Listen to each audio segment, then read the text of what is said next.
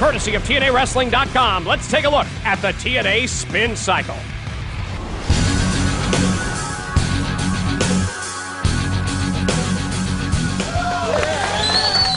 We are back. It's the Spincycle, everybody. JB, Jimmy Morash. So glad to have you back with us. Let's introduce our panel. First of all, he's known as HCL. I'm talking about the hardcore legend, best-selling author, Mick Foley. Thank you. Mick. Thank you. Mickey. Thank you, JB. He is one of the most beautiful knockouts ever. We're talking about the lovely Lacey Von Erich. Yeah. And my partner in crime on many of the TNAWrestling.com broadcasts. Give it up for the beautiful SoCal Val. Yeah, Val.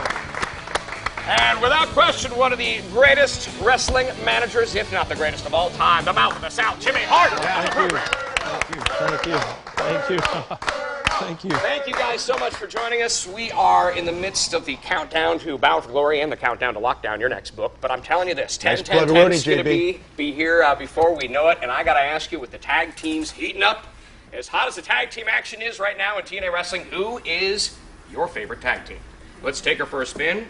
SoCal Val. Oh, that's a tough one. Normally I don't like boys from shady areas, but I'm going to go with Detroit's own Motor City Machine Guns. And here's why. I feel like they don't have to be anyone but themselves, and the fans love them, and I love them. They're great. Mick Foley, who is your favorite tag team? I feel kind of like Nostradamus now that countdown to lockdown is upon us, because while I was writing this book last year, I was a very big proponent of the Motor City Machine Guns. I feel like the matches they had, thank you. So I feel like a proud dad when I saw them tearing the house down with beer money. I thought it was state-of-the-art tag team wrestling. It was to this generation what like the Midnights and the rock and roll were for the 80s, and I see big things for them. And I can't believe that Jen Me turned on Alex Shelley like that. So I'm looking for big things from those two teams as well. And Mick, what's very interesting about this, I remember some video about you years and years and years ago, and you're sitting there. I remember talking. that video. No, not gag order on Von Erich here. I remember that video too. Mick Foley in gag order. And you were there speaking with a very young duo by the name of Jeff and Matt Hardy. Remember that? Oh my goodness, yeah. There's a little story about that. I said I see them. The Guns as Hardys for the new generation. When my first video came out in 1998, I asked the director, hey, can I just be talking to a couple of the guys instead of talking to the camera? No, I was not naked. None of us were naked. Neither was the director was naked, that's true. And he said, sure, who do you have in mind? I said, Jeff and Matt Hardy. And his face just registered like, why? I said, well, I think they're going to be big stars pretty soon. He didn't. He kept waiting for me to pop, like a punchline. I was like, no, I want to talk to those guys on the video. And so that turned out to be their big break. And I felt really good about it until I got my royalty statement and found out they'd been paid exactly the same amount of money as I had for my own video. Yeah, but up until that point, I was happy to give them that kind of break. Lacey Von Erich, who is your favorite tag team in TNA Wrestling? This is a loaded question, JB. Unloaded. I don't know. Angelina Love in Velvet Sky, I guess, because I'm the new member with them. Jimmy, one of my favorite wrestling songs of all time was penned by this man. And I'm talking about the perennial classic, Eat Your Heart Out, Rick Springfield. Right? You not know that? Yeah, of course I do. You do? I have the lyrics here, and I know that you are a dramatic actor. Yes. If you could give us your best dramatic interpretation of Eat Your Heart Out, Rick Springfield. You don't want me to sing it. You want me to... I would like, maybe in your most dramatic tone. I called my chick on the phone last night. Her mother said she was gone for the night. She had 2 tickets to a rock and roll show to see her working class hero.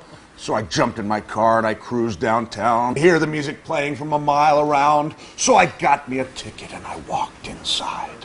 I could see him standing there in the spotlight. Eat your heart out, Rick Springfield. 'Cause she's my girl and she always will. Be the only one for me, and ain't no rock and roll singer gonna take her away from me.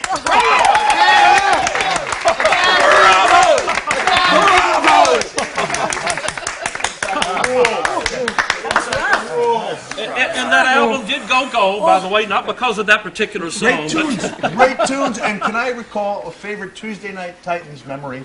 TNT. While Jimmy was up there singing, Bret Hart and Jim the Anvil Neidhart took it upon themselves to start dancing. And I think something clicked in me, and I said, you can be foolish in wrestling and still win hearts and minds.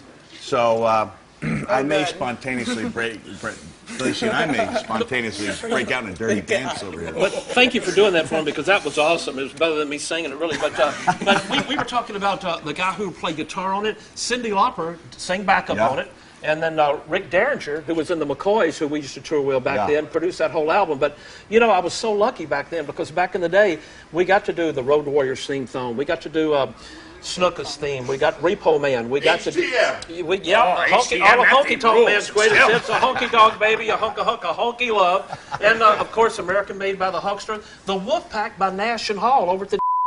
So we've been very lucky, me and my partner, writing the song. Yeah, we did all of it. He's killing it. I got to tell the flip side of the coin, though. Terry Funk, you wrote the songs for Terry Funk in his album in Japan. Yes. And Terry said, in retrospect, maybe a guy in his mid-40s singing, "We hate school." I forgot about that. We are all part of interaction and marketing and different things, being in this role, obviously. Mick now has just joined the world of Twitter. Did you guys know that? Mick Foley's on Twitter. All right. Quick address, plug. At Real Mick Foley. We just hit 20,000. It's tough grassroots, you know, when you got to just bring them up. JB was my Twitter mentor, and I try to make those 140 characters mean something. Absolutely. Yeah. Social networking has really changed the face of marketing. I want a Twitter Lacey.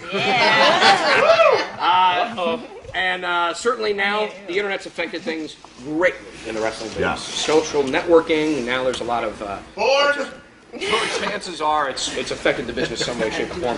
Do you enjoy the social networking? How's the internet changed things? Let's take her for a spin. Take her for a spin. With one of the most popular tweeters out there. I'm talking about SoCal Val. I do enjoy tweeting, as it were, but I think it's a great way to get your word out there, like with Mick Foley, a lot of his charity work we talk about, and people buy me presents, too, which is the most important thing. Yeah, it's always there. Yeah. The wish list, right? How cool is that? It's very cool. Wow. No one ever buys me anything off of that. No? I'm not kidding. Really? Oh, wow. I'll post Buy me something. Maybe we could fix that. Maybe let's just blatantly advertise that. There's a wish list. And people can go buy you stuff. Porn.com is where most of my things are.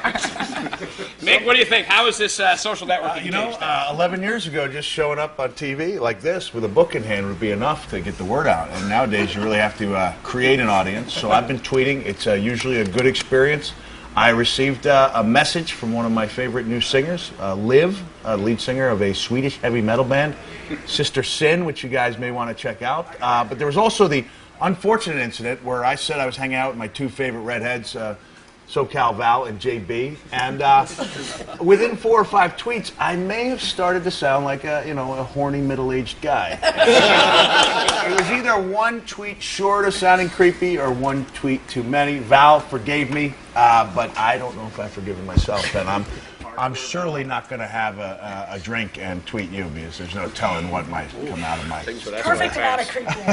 Just enough creep to it. Jimmy Hart, what do you think? Well, after today, I'm going to have to probably start doing this, because I don't do any of it. I don't have a MySpace. I don't have anything. I love these guys. I love them. It certainly changed the face of things, but we love it, and that's why this program exists, because of the internet. And now we can watch things online just the same as we're watching on TV. I think that's pretty cool.